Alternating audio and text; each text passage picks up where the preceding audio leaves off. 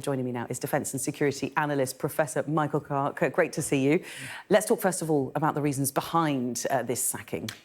Yes, Bill. I mean, this is Ivan Popov, good general, good leader of the 58th Combined Arms Army. And what he's complaining about is quite interesting. He wasn't complaining about lack of artillery, lack of ammunition. He was saying we don't have the counter-battery technologies. We don't have the reconnaissance. We're not getting enough support from the air. He's been trying to run combined arms battles in his sector, and they've been doing quite well. But it was the sheer frustration, and his troops were not being rotated. They weren't getting a chance to get out of the battle for long periods. He calls all of his troops gladiators, and his own call sign is Spartacus. So that tells you quite a lot about him. But he's very popular, and they've removed him because of his criticisms. His criticisms have now leaked out. But he's not the only one being removed. The Russians are losing quite a lot of key generals. That's Sokov there on the left. Now, he was killed in Berdyansk with probably a Storm Shadow missile onto the hotel that was his headquarters in Berdyansk. That's the headquarters of the army that Popov was commanding. And this man, Zaporizhzhia, is a submarine commander, was a submarine commander, and he was taking a run in Krasnodar in a park, and he was murdered. Whether that's to do with the war or whether that's crime, who knows? But again, he was quite a valuable commander serving in a mobilization role in Krasnodar. President Putin is present in the midst of a purge of his senior leadership because of the Prigozhin coup, attempted coup of a few weeks ago. And so far, 28 senior military, most of them 1- and 2-star, some 3-star generals, are believed to have been questioned.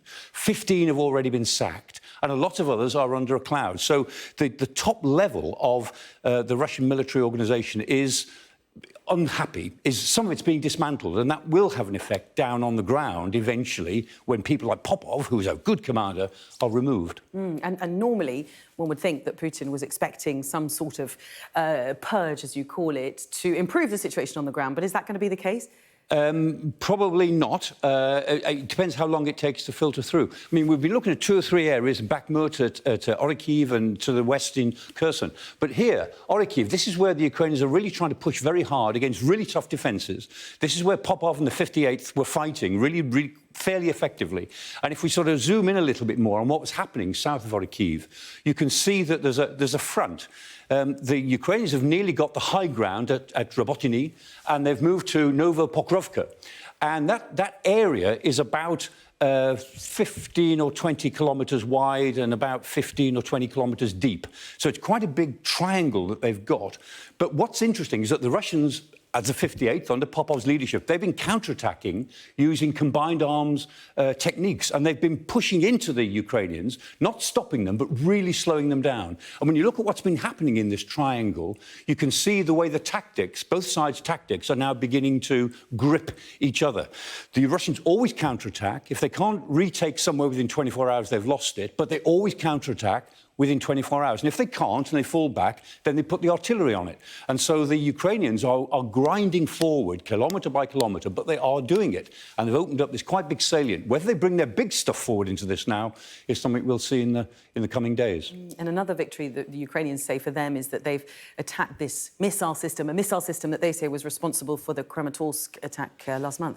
Yes, Kramatorsk was attacked on the 27th of June. That was an attack on the restaurant that everybody used, where journalists were and so on.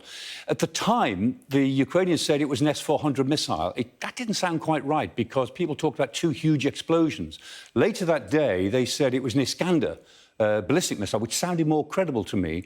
Now they're saying that they've attacked the S-400, not the S-300, the S-400 site that launched these weapons.